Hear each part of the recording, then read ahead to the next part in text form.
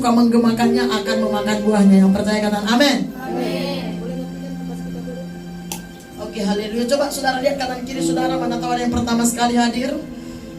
Kalau ada boleh lambaikan tangan saudara. Ada yang pertama sekali hadir ibadah? Tidak ada? Bilang sama kanan kiri, terima kasih karena kamu setia. Terima kasih karena kamu setia. Amin, haleluya, puji Tuhan.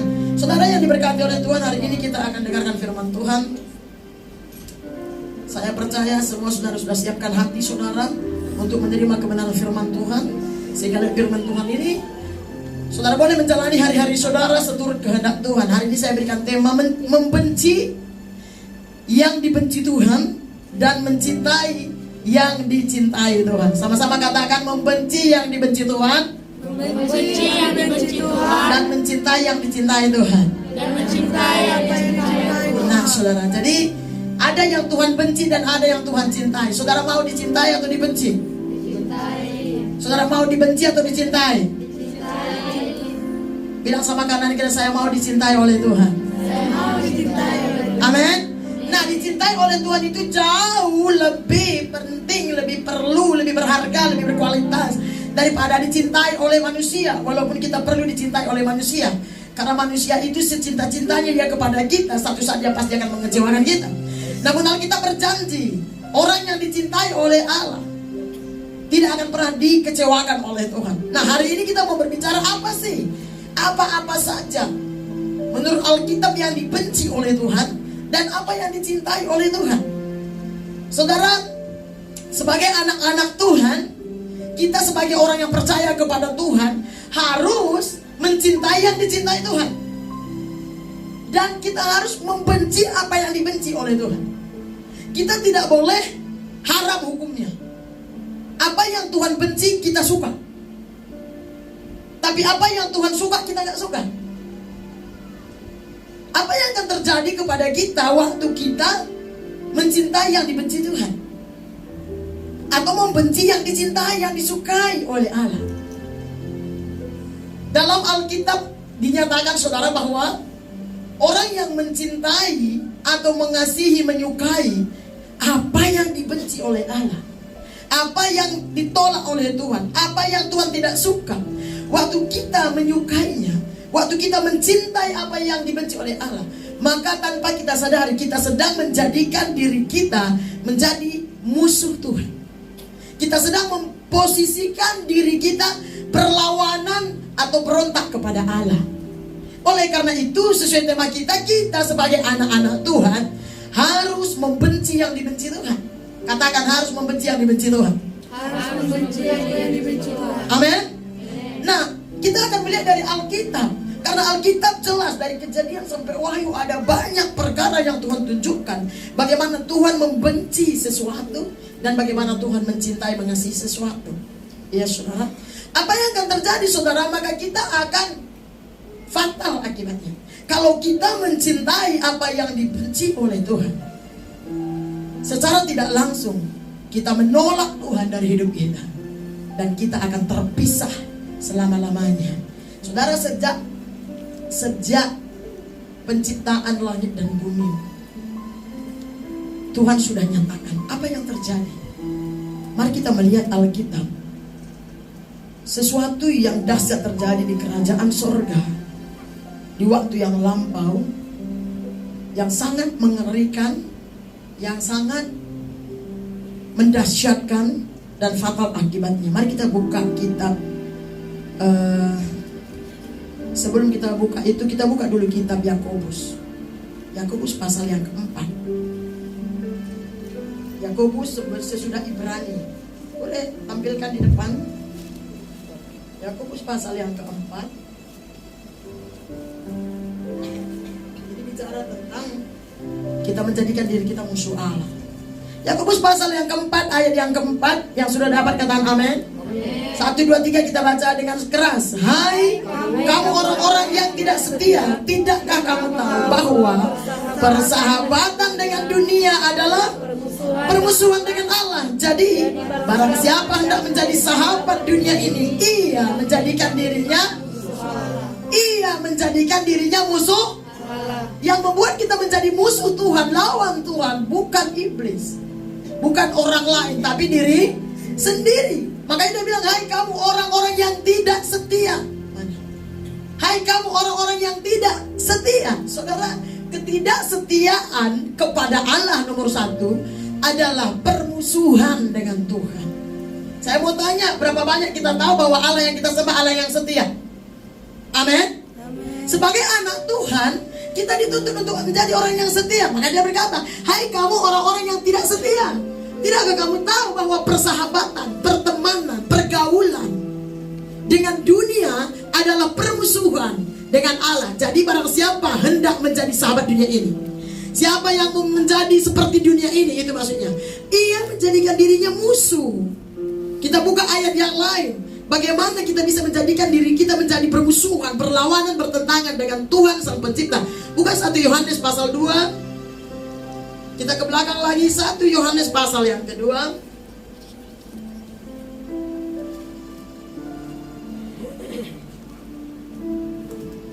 1 Yohanes pasal 2. Sudah dapat ya, ayat 15 sampai 16. Yang sudah dapat katakan amin. Kita baca dengan suara yang lantang, 1, 2, 3 ya. Janganlah kamu mengasihi dunia dan apa yang ada di dalamnya. Jikalau orang mengasihi dunia, maka kasih akan Bapa tidak ada dalam orang itu. Ayat 16. Sebab semua yang ada di dalam dunia ini, keinginan daging dan keinginan mata serta keangkuhan hidup, bukanlah berasal daripada Bapa, melainkan dari dunia. Ayat 17. Dan dunia ini sedang lenyap dengan keinginannya, tetapi orang yang melakukan kehendak Allah tetap hidup selama-lamanya. Hidup selama-lamanya itu di bumi dia hidup, waktu dia mati masuk surga dan hidup kekal. Amin. Apa yang membuat kita menjadi musuh Tuhan? Yaitu kalau kita mencintai dan mengasihi dunia. Kita memang masih tinggal di dunia yang sama, di bumi yang sama, tetapi firman Tuhan kepada kita, anak-anak Tuhan yang sudah percaya Yesus tentunya, kita punya satu undang-undang atau peraturan ketetapan dari kerajaan sorga yang diberikan oleh Allah Pencipta buat saya dan saudara sebagai umat tebusannya. Kalau kita sudah mengakui bahwa kita sudah ditebus oleh darah Yesus, maka mau tidak mau saudara, kita harus setuju dengan Tuhan. Tuhan membenci yang namanya keinginan daging. Tuhan membenci yang namanya persahabatan dengan dunia. Kenapa? Karena dunia ini isinya semuanya adalah keinginan mata atau keinginan daging. Kita masih butuh kebutuhan jasmani kita, tapi kita tidak bisa hidup seperti orang dunia. Kita hidup di dunia, tapi hidup kita tidak boleh mencintai, mengasihi apa yang ada di dalamnya. Apa yang ada dalam dunia ini? Semua keinginan daging, keangkuhan hidup yang bukan berasal dari Tuhan. Apa itu keinginan daging? Dosa. Apa itu keinginan daging? Permusuhan dengan Allah. Apa itu keinginan daging? Ketidaktaatan, ketidaksetiaan, ketidaktaklukan kepada firman. Apa itu keinginan daging? Mementingkan diri sendiri. Apa itu keinginan daging? Salah satu percabulan, kenajisan. Apalagi? Pertikaian, iri, dengki, sakit hati. Apalagi? Permusuhan. Semuanya ini semua berbentuk keinginan daging. Dan di kitab Kolose dikatakan bahwa semuanya ini adalah penyembahan berhala. Buka dulu Kolose pasal 3 ayat yang kelima. Apa perintah Tuhan di sana? Kolose pasal yang ketiga ayat yang kelima. Ini ayat yang sering kita dengung-dengungkan. Kitab Kolose pasal 3 ayat kelima. Betul ya? Coba saudara baca dengan sungguh-sungguh 1, 2, 3 ya. Karena itu matikanlah dalam dirimu segala sesuatu yang duniawi, yaitu apa? Percabulan, kenajisan, hawa nafsu, nafsu jahat, dan juga keserakahan yang sama dengan penyembah berhala. Ayat 6-nya. Semuanya itu mendatangkan murka Allah atas siapa? Orang-orang durhaka. Jadi waktu kita hidup seperti orang dunia, hidup dalam keinginan daging, keinginan mata, keangkuhan hidup, dan poinnya banyak sekali, kita sedang menjadikan diri kita musuh Allah. Bilang sama kanan kirinya, bukan kita orangnya. Bukan kau orangnya. Amin. Bukan saya orangnya. Saudara, begini kita harus percaya firman. Katakan percaya firman. Tanya sama kanan kirinya, apakah kamu sungguh-sungguh percaya firman Tuhan? Nanti kita akan lihat ya. Jadi apa sih kasih yang paling dibenci oleh Tuhan? Dosa apa yang paling besar? Sering kita berpikir, mungkin ada yang berpikir dosa yang paling besar itu membunuh gitu ya. Itu dosa. Setiap dosa upahnya maut, betul? Tapi yang kita berkata ada dosa yang mendatangkan maut, ada dosa yang tidak mendatangkan maut. Saya nggak mau bahas hari ini. Tapi kita mau lihat supaya jangan sempat kita sebagai anak Tuhan, seperti Amsal berkata, ada orang yang menganggap jalannya lurus tapi ujungnya maut. Apa maksudnya? Jangan sempat kita menjalani kehidupan kita sebagai anak-anak Tuhan hanya karena kita tidak peduli, tidak mau tahu tentang firman Tuhan. Maka kita sedang memposisikan diri kita menjadi musuh atau lawan Tuhan. Sehingga perjalanan hidup kita yang kita jalani tanpa kita sadari, kita berjalan seakan-akan kita berjalan bersama Tuhan, tetapi ujungnya adalah maut. Jadi apa yang paling dibenci oleh Tuhan? Ada semua dosa pasti dibenci oleh Tuhan. Namun dosa yang paling dibenci oleh Allah, dosa yang paling besar, yang betul-betul sangat mematikan, membuat orang itu terpisah dari Tuhan selama-lamanya, membuat Tuhan harus membuang orang itu. Mari kita buka Amsal pasal 6. Mungkin saudara akan berpikir, masa ini dosa yang paling besar? Karena dosa ini adalah umpan untuk dosa-dosa yang lain. Amsal pasal yang ke-6. Kalau dosa ini ada dalam diri anak-anak Tuhan, maka pasti tidak bisa dipungkiri dosa-dosa yang lain ada dalam diri orang itu. Amsal pasal yang ke-6 ayat 16 sampai 19 yang sudah dapat katakan amin. Coba sudah dikeluarkan. 1, 2, 3 kita baca. 6 perkara ini yang dibenci Tuhan, bahkan 7 perkara yang menjadi kekejian bagi hatinya. Apa itu? Mata sombong, lidah dusta, tangan yang menumpahkan darah orang yang tidak bersalah, hati yang membuat rencana-rencana yang jahat, kaki yang segera lari menuju kejahatan, seorang saksi dusta yang menyembur-nyemburkan kebohongan dan yang menimbulkan pertengkaran saudara. Jadi nomor 1 apa saudara? Dosa yang paling besar dan yang paling dibenci oleh Tuhan apa? Kesombongan. Boleh ambil kesombongan. Coba lihat dulu wajah kanan kiri saudara. Baru bilang begini, bagaimana kau melihat aku, kawan?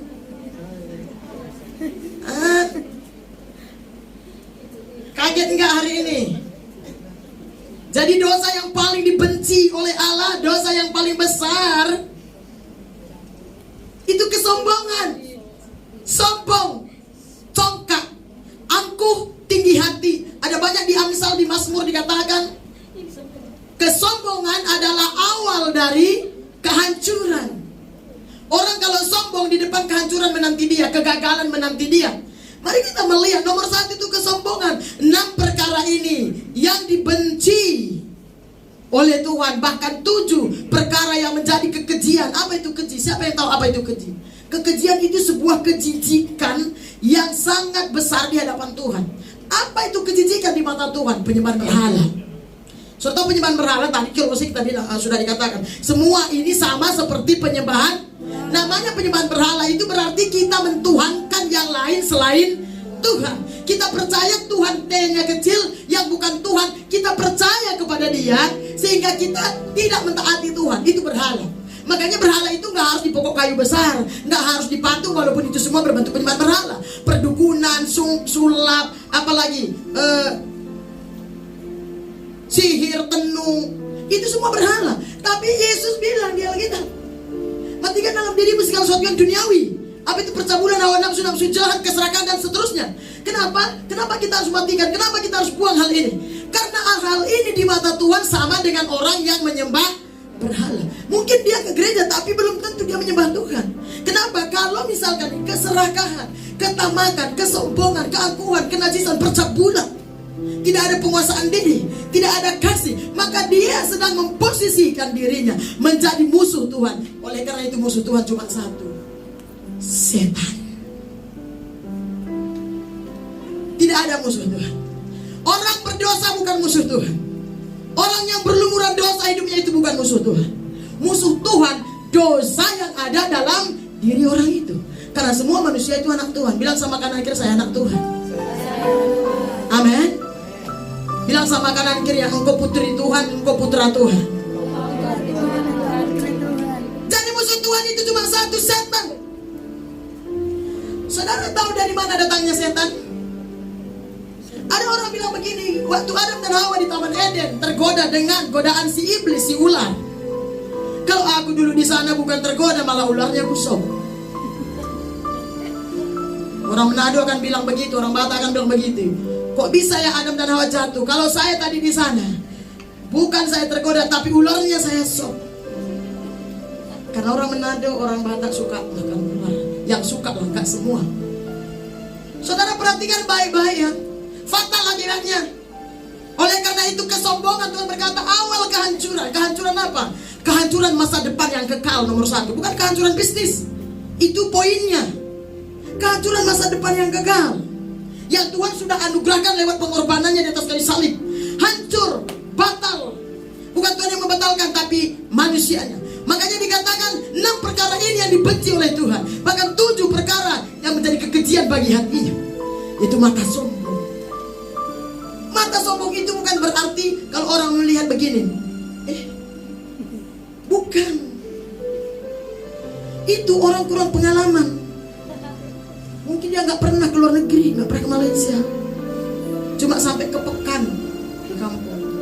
Jadi giliran melihat orang sedikit cantik, sedikit mewah. Gitu. Orang kalau sudah berpengalaman ya, tidak terlalu mau tahu tentang keberadaan orang, betul? Jadi kalau saudara sedikit-sedikit suka saudara membanding-bandingkan satu dengan yang lain, walaupun saudara sudah di luar negeri, saudara sama aja dengan tinggal di Sipiongan. Bisa mengerti ini? Itu orang yang tidak punya pengalaman. Walaupun bisa jadi sedikit-sedikit arah ke sana. Ya. Apa yang terjadi waktu kesombongan ada? Mari kita melihat. Dikatakan di sini kesombongan adalah dosa yang paling besar dan yang paling benci oleh Allah. Dalam Alkitab kesombongan dianggap sebagai dosa yang sungguh mematikan. Kenapa? Karena kesombongan menciptakan keterpisahan antara manusia dengan penciptanya. Kesombongan akan membuat selalu manusia terpisah dari Allah. Makanya Tuhan benci yang namanya kesombongan. Bilang sama kanan kiri, jangan pernah sombong. Jangan pernah congkak. Jangan pernah tinggi hati. Terpisah kau dari Tuhan. Amin saudara. Permasalahan apa yang paling bermasalah di dunia yang bisa dialami oleh manusia? Bukan miskin. Walaupun kita nggak mau miskin, ya.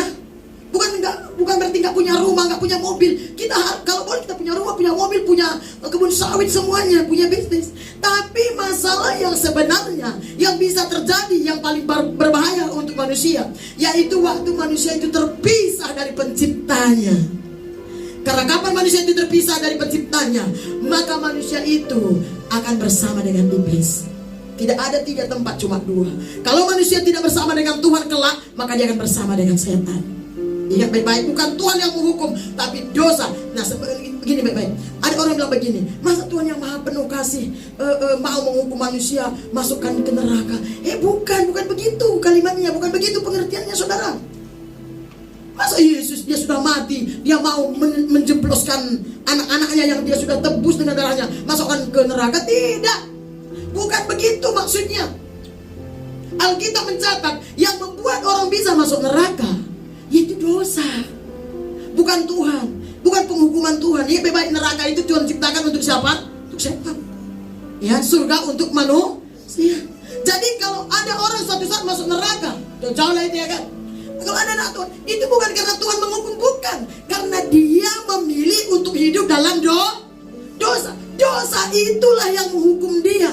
Dosa itulah yang membawa dia masuk ke dalam penyiksaan yang kekal. Makanya upah dosa adalah mau. Nggak ada dibilang begini, kalau kamu berdosa Tuhan hukum kamu, bukan. Upah dosa adalah mau. Bilang sama kanan kiri, jangan berbuat dosa terus. Amin. Mari kita melihat betapa dahsyatnya.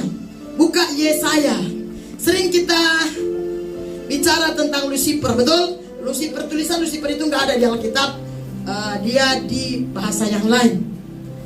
Yesaya pasal yang ke-14. Inilah awal awalnya setan ada. Yesaya pasal yang ke-14, cepat-cepat. Waduh, waktunya sudah mau habis. Saya mau cepat-cepat nih. Yesaya pasal yang ke-14 mulai dari ayat 12. Ini semuanya penafsiran ya, tidak langsung dikatakan di sana. Yang sudah dapat katakan amin. Mari kita baca dengan lantang. 1, 2, 3 ya. Wah, engkau sudah jatuh dari langit, hai bintang timur, putra fajar. Engkau sudah dipecahkan dan jatuh ke bumi, hai yang mengalahkan bangsa-bangsa. Engkau yang tadinya berkata dalam hatimu, aku hendak naik ke langit, aku hendak mendirikan tahtaku mengatasi bintang-bintang Allah, dan aku hendak duduk di bukit pertemuan jauh di sebelah utara. Aku hendak naik mengatasi ketinggian awan-awan, hendak menyamai siapa? Yang maha tinggi. Sebaliknya, ke dalam dunia orang mati engkau diturunkan, ke tempat yang paling dalam, tidak di liang kubur. Ini tafsiran tentang Lucifer, seorang malaikat Tuhan yang paling hebat, seorang malaikat Tuhan yang paling luar biasa. Bahkan kalau kita baca di kitab Yeskiel dikatakan dia seperti kesempurnaan. Sangat indah, itu artinya dia sangat mulia, sangat hebat, seorang pemimpin pujian, seorang pelayan di kerajaan sorga. Begitu luar biasanya waktu dia melayani di kerajaan Allah. Zaman lampau, orang terkagum-kagum. Dia penuh hikmat, semarak. Saudara bisa melihat tadi dia katakan, dia mau menyamai siapa? Yang maha tinggi. Siapa yang maha tinggi? Buka di Yeskiel. Buat pembatas di sana kita buka di Yeskiel. Yeskiel pasal yang ke-28. Ayat 11 sampai 19. Panjang sedikit ayatnya, enggak apa-apa. Sudah dapat?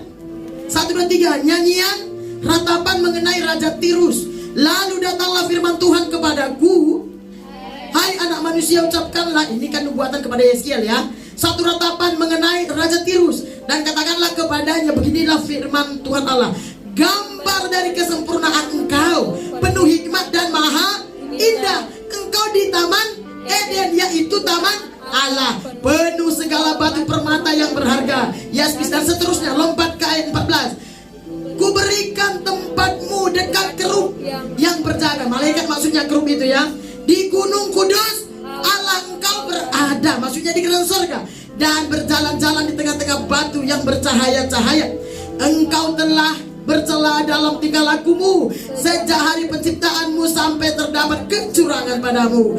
Dengan dagangmu yang besar engkau penuh dengan kekerasan dan engkau berbuat dosa. Maka aku buang engkau dari gunung Allah, dan kerub yang berjaga membinasakan engkau dari tengah batu-batu yang bercahaya. Engkau sombong karena apa?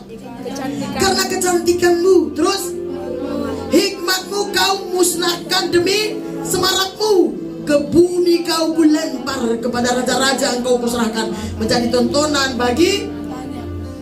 Dengan banyaknya kesalahanmu dan kecurangan dalam tangan dengan dagangmu, engkau melanggar kekudusan tempat kudus, dan seterusnya. Saudara, ini adalah tafsiran dari tentang Lucifer, yaitu malaikat Tuhan yang maha indah, yang maha dahsyat, yang di kerajaan surga melayani. Yang kita dengar selama ini pelayanannya adalah pelayanan mimbar. Seorang worship leader yang sangat hebat. Tapi karena dia begitu hebat, dipakai Tuhan penuh kemuliaan, semaraknya begitu luar biasa, sampai-sampai dia mau menyamai itu Tuhan. Dia mau disembah, dia mau mengambil tata Allah. Saudara, apa yang dibuat?